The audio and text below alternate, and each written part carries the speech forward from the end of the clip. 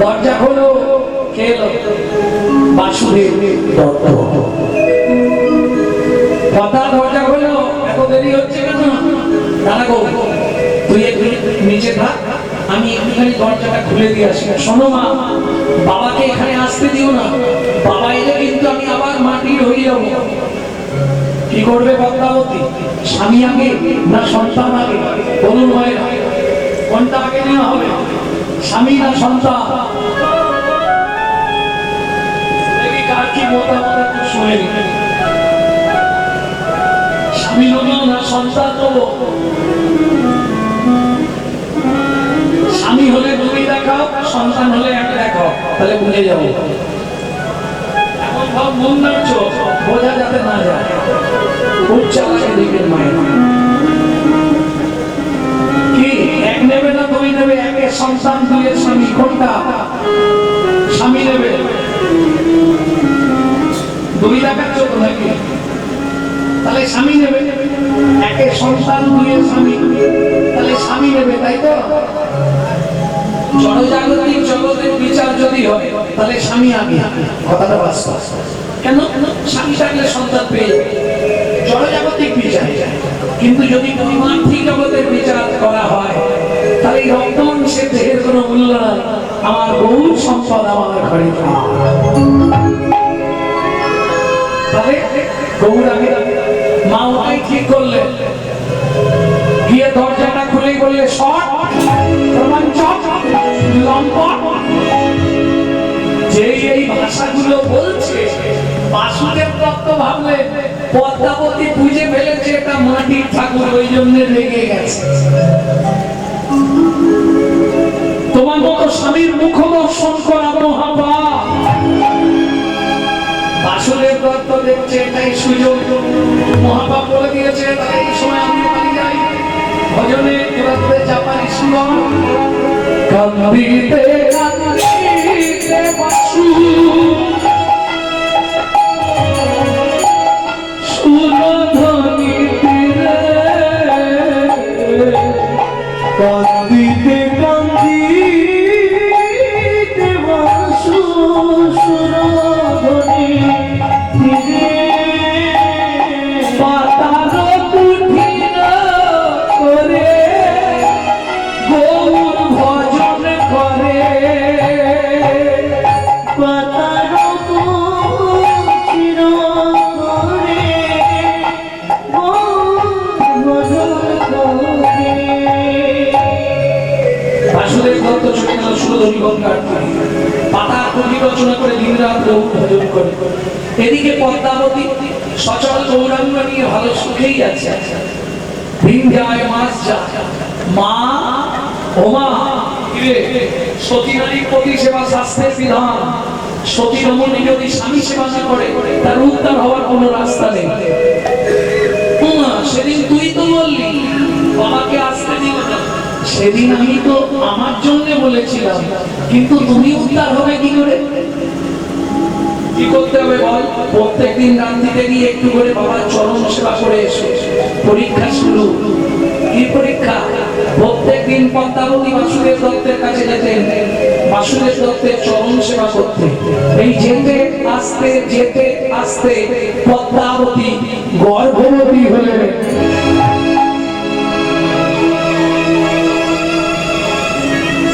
এইবার তো পরীক্ষা শুরু। দিন যায়, মাস যায়, 10 মাস পূর্ণ দিনে পদ্মাবতী সুসন্তান প্রসব করলেন। নাম রাখলেন গোবিন্দ।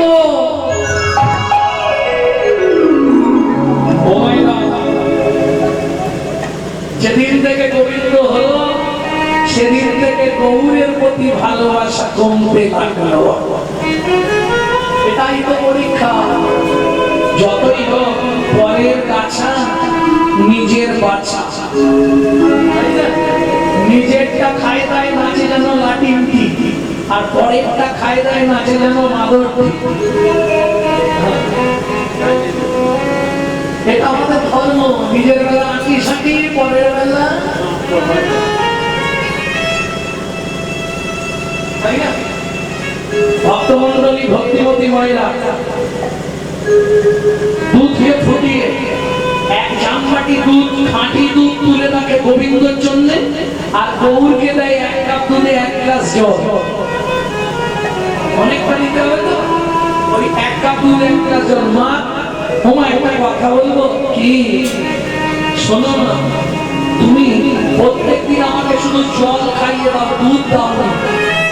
এই দুধই পুরো সাদা সাদা হয়ে থাকে, দুধের রং তো সাদা। আমি সব বুঝি, তুমি একটুখানি দুধ দিয়ে জল ঢেলে আমাকে খাওয়াও, আর ভাইয়ের জন্য খাঁটি দুধটা জামপাটি করে তুলে রেখে দাও, তাই না মা? শোনো একটা কথা বলি মা গো, কিরে বউ বল,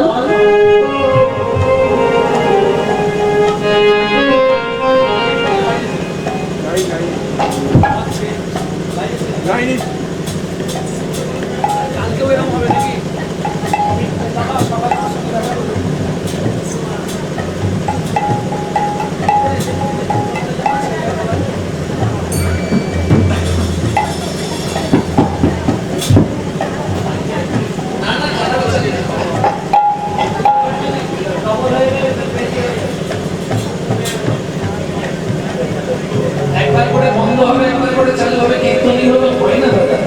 কীর্তন ভাব জগতের জিনিস, কীর্তনটা তো ছেলে খেলার বস্তু নয়। এই ভাব প্রেম সব নষ্ট হয়ে যাচ্ছে বারবার।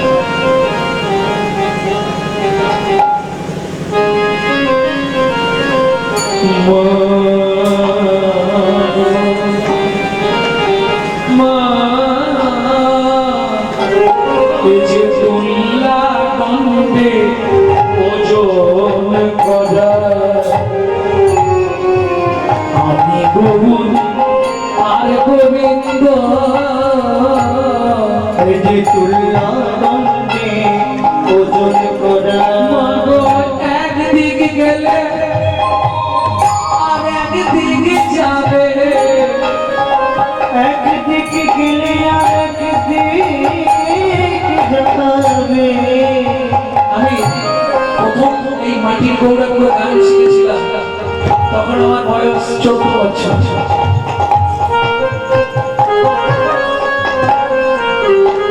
আজকে যদি মান না থাকতো, পাটখানার দাম থাকতো, আর পাটখানা যদি না থাকতো, মানের দাম হতো। তাহলে একজন আর একজনের পরিপূরক, বুঝে নেওয়া গেল। তুল্লা দণ্ডে, তুল্লা দণ্ড মানে দাড়ি বাংলা, ওজন করা।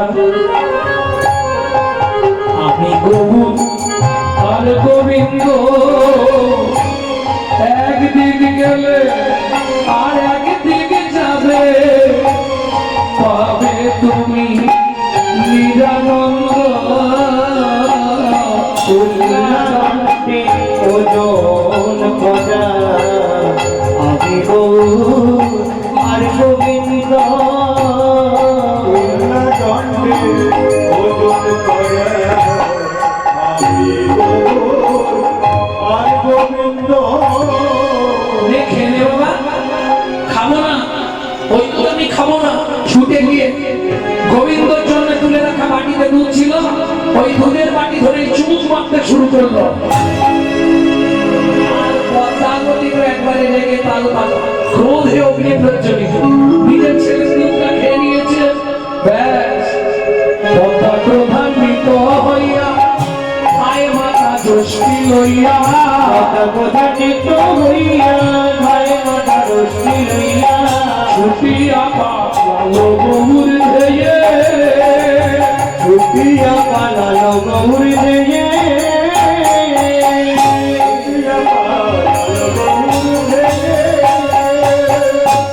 বলি ফেলে দিয়া বৃষ্টি মারে দোষটি দিয়া, বলি ফেলে দিয়া বৃষ্টি মারে দোষটি দিয়া, বলি ফেলে দিয়া বৃষ্টি মারে দোষটি দিয়া। রোধির ধারা ছড়ো ছড়ো ছড়ে, মা আমাকে মেরো না মা, আর কোনোদিন তোমার দুধ খাবো না, বিশ্বাস করো। এইভাবে মেরো না মা, খুব লাগছে, পিঠটা ফেটে গেছে দেখো, আর কোনোদিন আমি তোমার এইভাবে দুধ খাবো না মা, কথা দিলাম আমাকে মেরো না মা।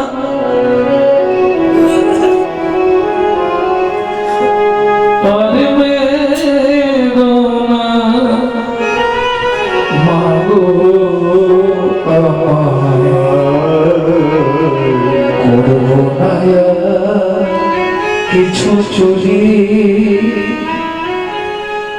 আরে মেরো না মা গো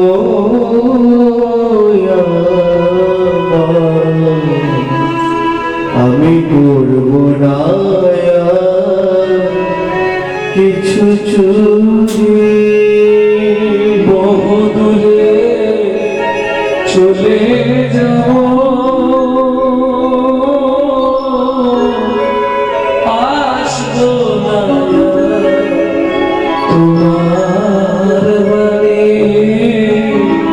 আর বেরো না মা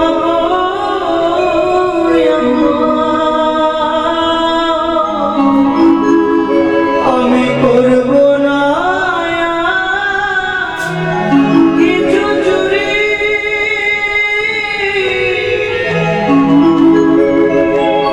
একটুখানি দুধের তবে এমন করে কি কোনো মা মানে,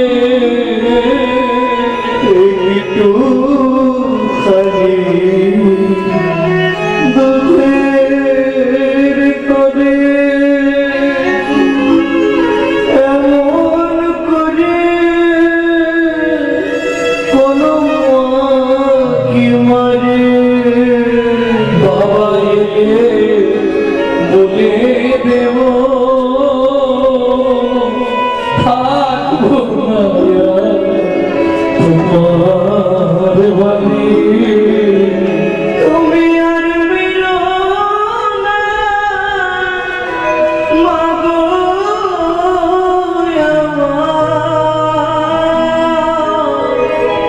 আমি করবো না কিছু চুরি। সেদিন কত কান্না কেঁদেছিলে, মনে আছে তোমার মা? আমায় একবার কোলে পাওয়ার তরে কত কান্না কেঁদেছিলে। শুধু একবার কোলে মা গো আমায় নেবে বলে।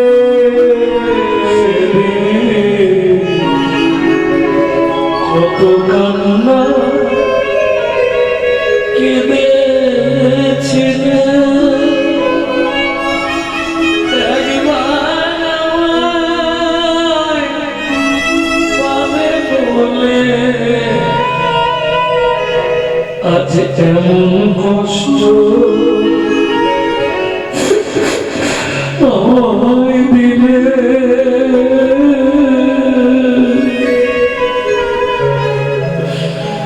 থাকবো না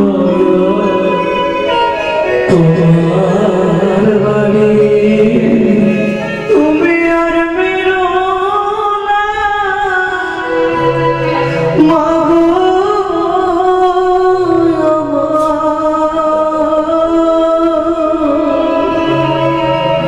আমি করবো না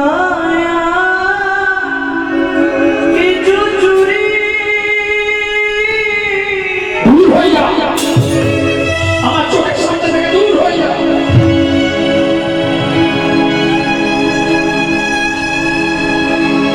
গৌর শুনিল বাসুদেব দত্তে পাতার পাশে। পদ্মাবতীর কাছে লীলা হইল অচল হইল অচল। বাসুদেব দত্তের কাছে লীলা হইল সচল হইল সচল।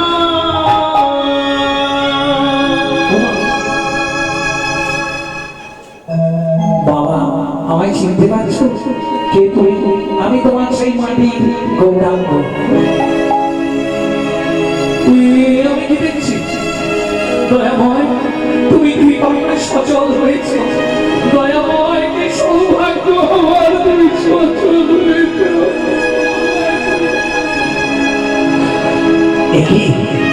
তোমার পৃষ্ঠদেশ দিয়ে রক্ত গড়িয়ে পড়ছে, কি হয়েছে? কে মেরেছে তোমার? মা মেরেছে, একটু দুধ খেয়েছিলাম বলে।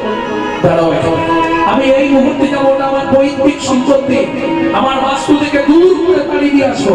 না বাবা, ও কাজ করুন, প্রত্যেকে কর্মফল ভোগ করবে।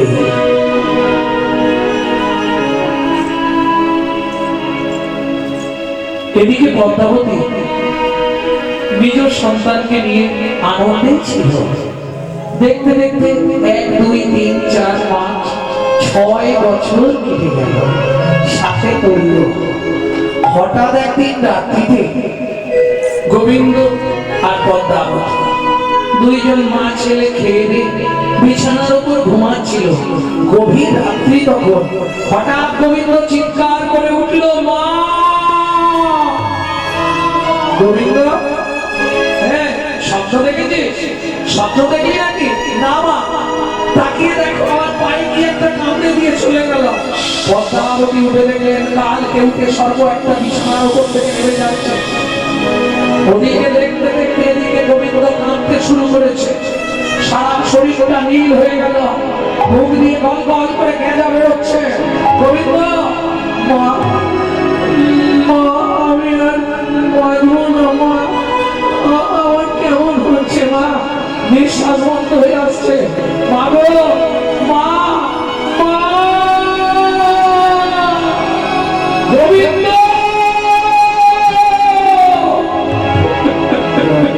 কি এমন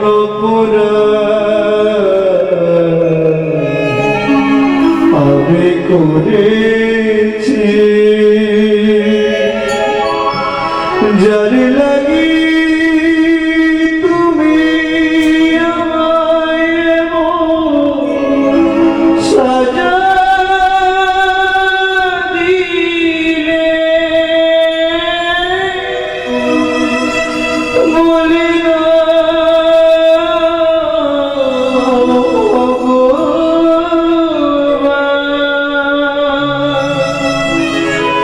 কোন জনমের অপরাধে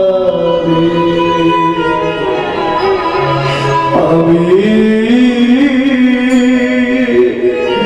এমন সাজা পেলাম। এই কি তোমার উপহার হলো? এই কি তোমার বিচার?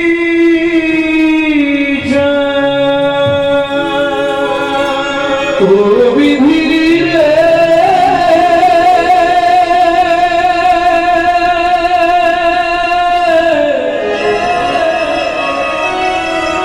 ও বিধি রে,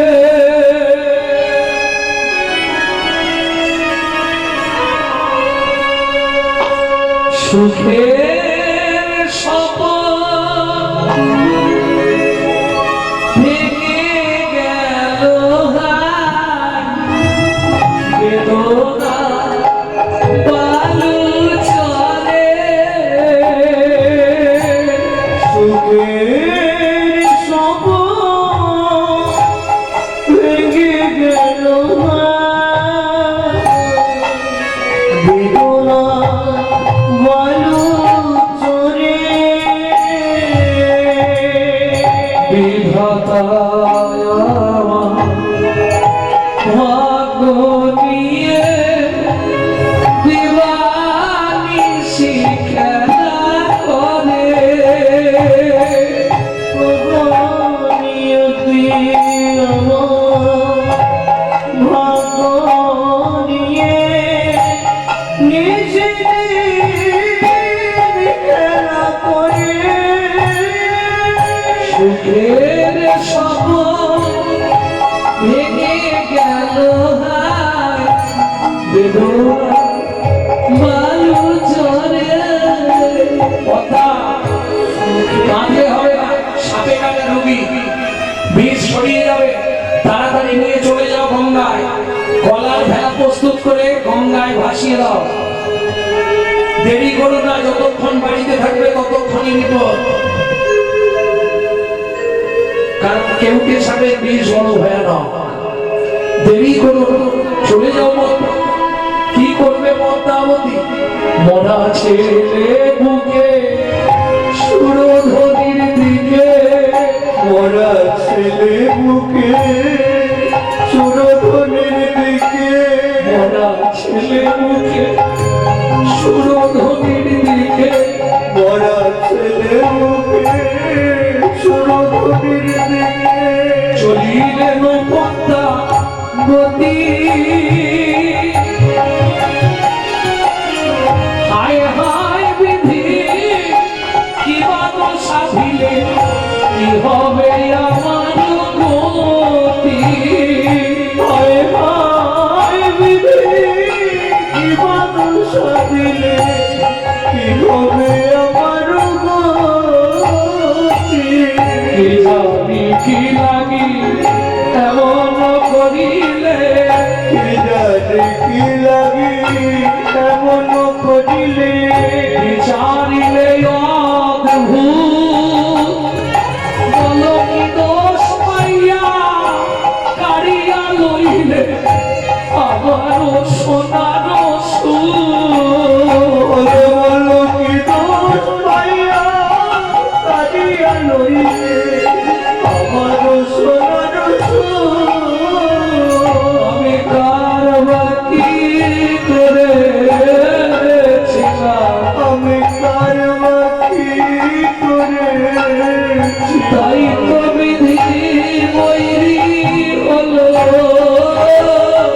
কার বাকি। স্বামী, স্বামী তাড়াতাড়ি বেরিয়ে সুস্থ হয়ে তাকিয়ে দেখো গোবিন্দ সাপে কেটে মরেছে। বাসুদেব দত্ত পাতা কুটির থেকে বেরিয়ে এসে বললে, আমি জানতাম এটা হবে। তুমি গৌর পেয়ে গৌর হারিয়েছ, আর তোমার জীবনে সুখ আসবে না। কিনে লাভ নেই, লোকজন এসেছে, সবাইকে দিয়ে কলার ভেলা প্রস্তুত করো। কলার ভেলা প্রস্তুত করা হলো, ফুল দিয়ে সাজানো হলো।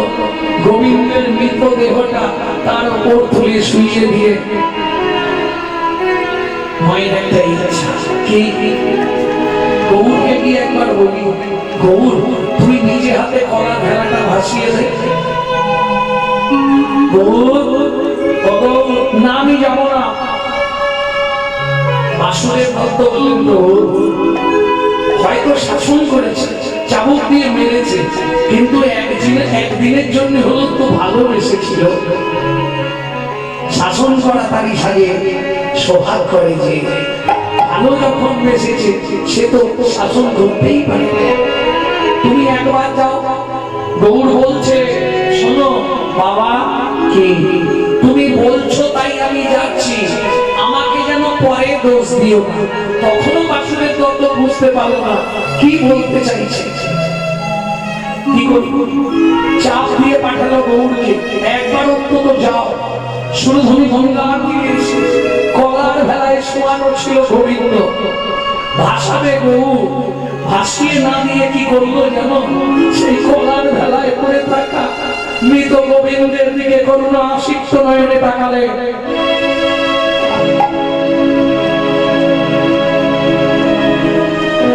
কি দেখছি সমুদ্র করে গৌর? আমি দেখছি যা দেখায়। করুণা সিক্ত নয়নে তাকিয়ে মৃদু কণ্ঠে বলে উঠল, কি ওঠো রে গোবিন্দ, গৌর ডাকিল। গোবিন্দ উঠিল গৌর মাটির হইল, গোবিন্দ উঠিল গৌর মাটির হইল। নিজের প্রাণ গোবিন্দে দিল, নিজের প্রাণ গোবিন্দে দিল, নিজের প্রাণ গোবিন্দে দিল, নিজের প্রাণ গোবিন্দে দিল। তাই গোবিন্দ বেঁচে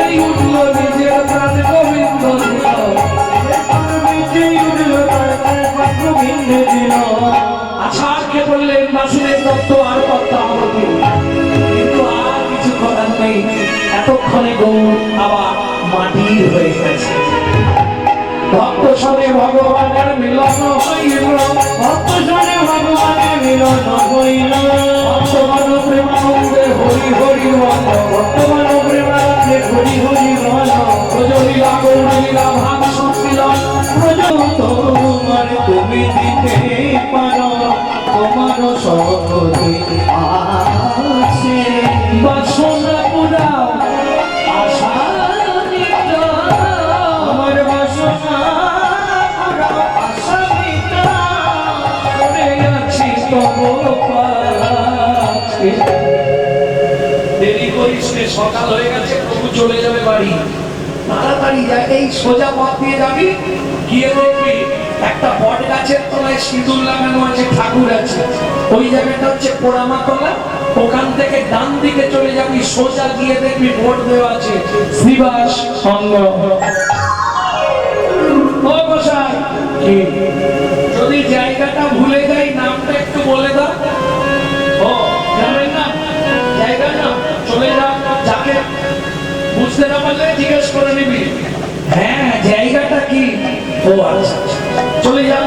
নদী আনো বড় আছে নবদ্বীপ গ্রাম, নদিয়া নগর মাঝে নবদ্বীপ গ্রাম, প্রভু শিবা স্বয়ং বনবাসী নাচে অভিরাম। স্বয়ং বনমাঝে নাচে অবিরাম। প্রভু নাচে প্রভু কান্দে ধুলাই ঘড়ি যায়, প্রভু হাসে প্রভু কাঁদে ধুলাই ঘড়ি যায়। ভক্তগণ লইয়া ঘোড়া হরি গুণগান, ভক্তগণ লইয়া ঘোড়া হরি গুণগান। হরি বল হরি বল, হরি বল হরি বল, হরি বল হরি বল, হরি বল হরি বল। উঠিল আনন্দ রল, হরি বল হরি বল, অখিল আনন্দ রস, বল বল বাহুত, অখিল আনন্দ রস, অখিল আনন্দ রস, অখিল আনন্দ রস, অখিল আনন্দ রস। হরি হরি বল হরি বল। চলে যাবে, দেরি করিস নে। বাসুদেব দত্ত চললেন ছুটতে ছুটতে ওই মেঠো পথ দিয়ে, যাচ্ছে আর গাইছে কি? পতিত দেখি যাকে বা উঠিবে কামিয়া।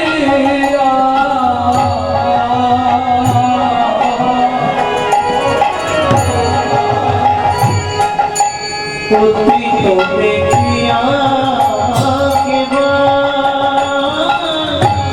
উঠিবে কাঁদিয়া।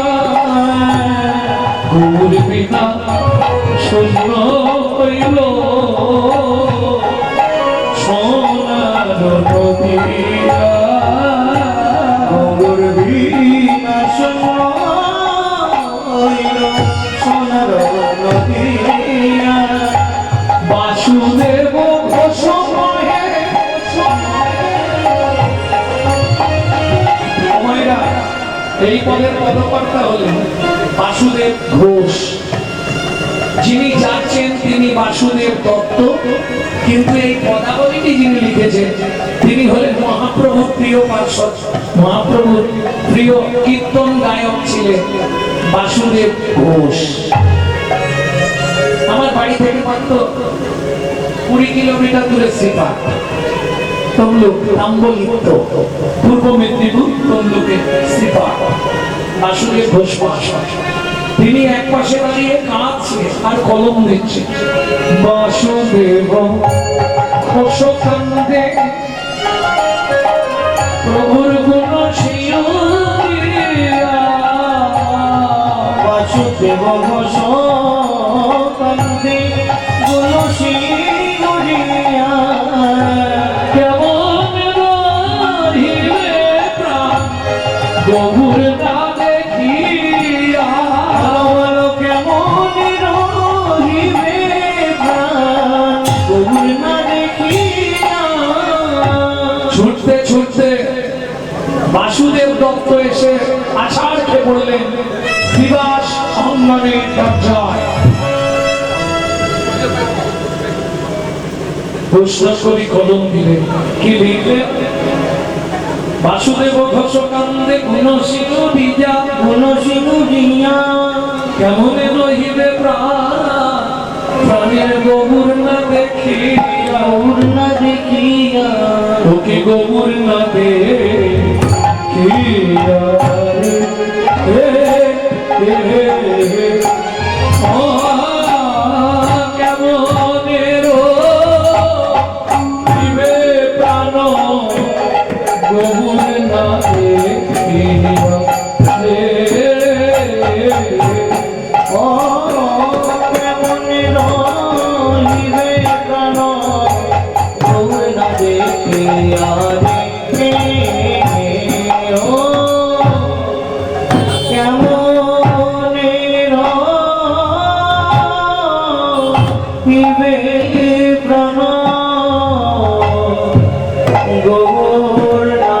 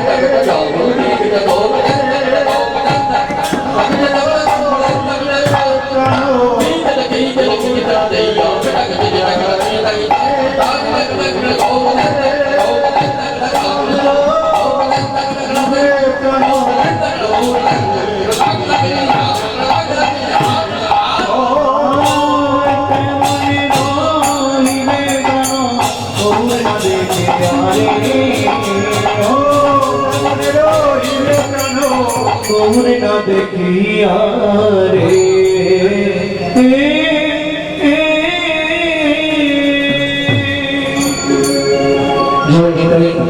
এতক্ষণ আমরা তত্ত্বরসামৃত জ্ঞান সিদ্ধি আলোচনা করলাম গৌরচন্দ্রিকার মাধ্যমে। এবার চলুন, যদিও আমাদের গুপ্ত বৃন্দাবনে ফিরতেই হবে, তবু চলুন সবাই মিলে একবার মধুময় শ্রীধাম বৃন্দাবন পরিভ্রমণ করে আসি।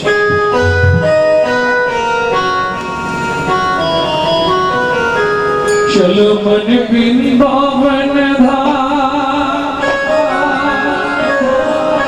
रोटेंगे राधे राधे नाम मिलेंगे तुमको बिहारी मिलेंगे जगीरदार मिलेंगे कुंज बिहारी मिलेंगे जगीरदारी चलो मन वृंदावन धाम रोटेंगे राधे राधे नाम मिलेंगे कुंज मनोधाम रोटेंगे राधे राधे नाम मन वृंदावन धाम रोटेंगे राधे राधे नाम चलो मन वृंदावन रोटेंगे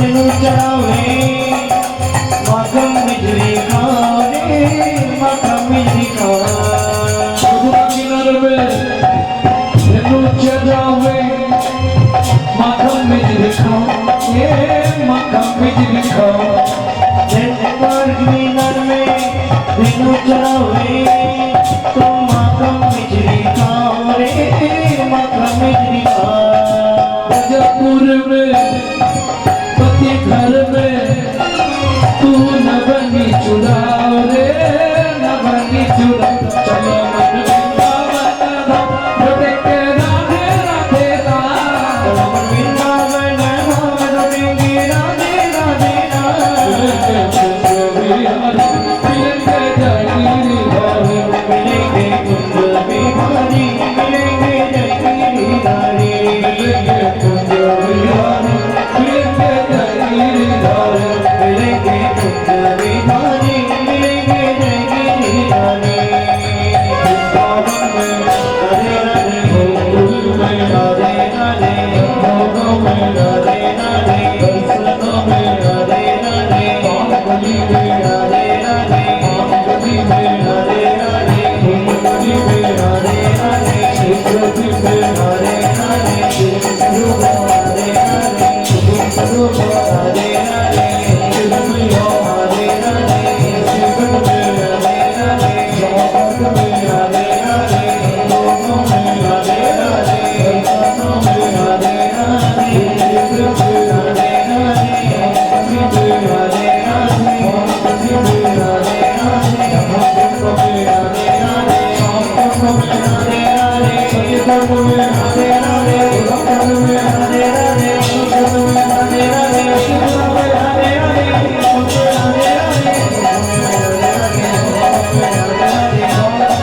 राधे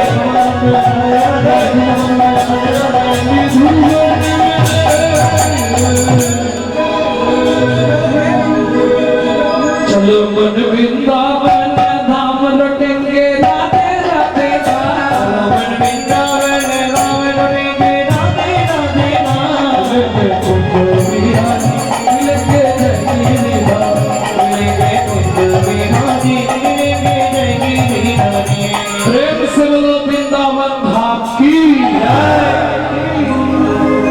কিন্তু জেলিরা আমরা শুনছি গুপ্ত বৃন্দাবন কোথায় শ্রীধাম নবদ্বীপ বাসুদেব দত্ত এসে শিবা সঙ্গমের দরজায় আছাড় খেয়ে পড়ল ওদিকে মহাপ্রভু ভক্তগণ সবাইকে বিদায় দিয়ে দিয়েছে তবু চিৎকার করে বলছে শ্রীবাস দয়াময় ওকে এনে দাও ওকে আমার বক্ষে একবার এনে দাও শ্রীবাস প্রভু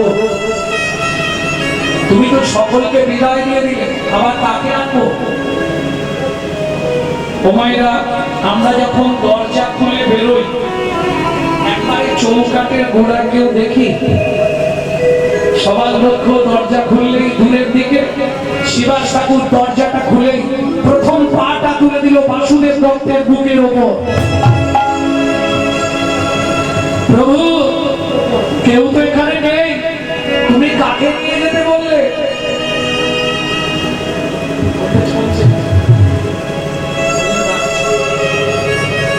কেউ তো এখানে নেই প্রভু তুমি কাকে নিয়ে যেতে বললে কমে যাচ্ছে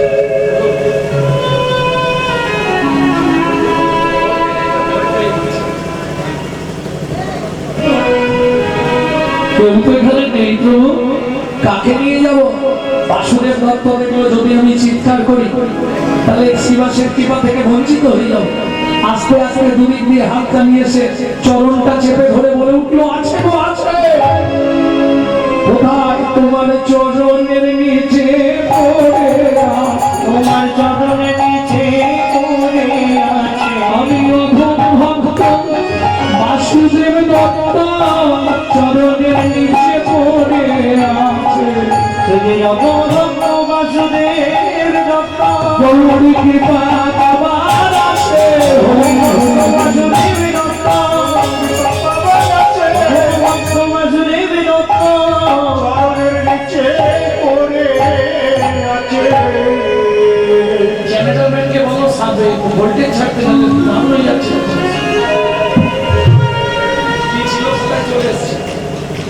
আমার পাকা উঠছে না মানে বুঝতে পারছি ওকেই ধরা পড়ে গেছে।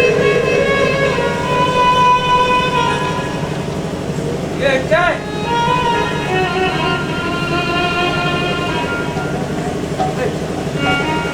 প্রভু একটা সর্বনাশ হয়ে গেল।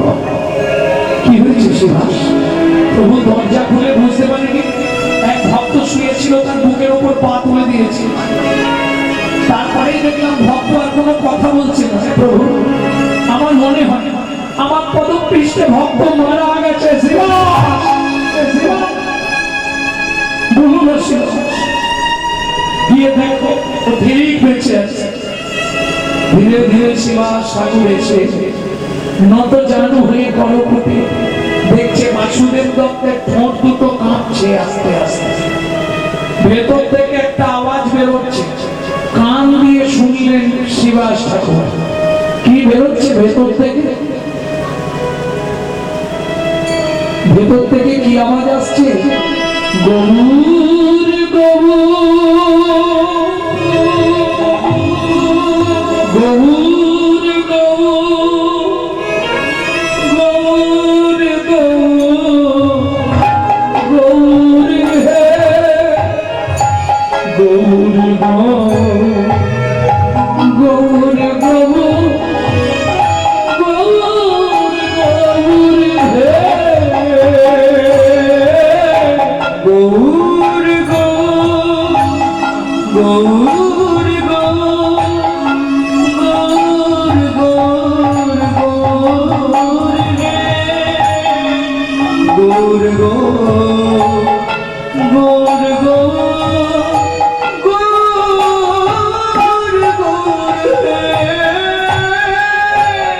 ও ভাই, প্রভু তোমায় ডাকছে, চলো।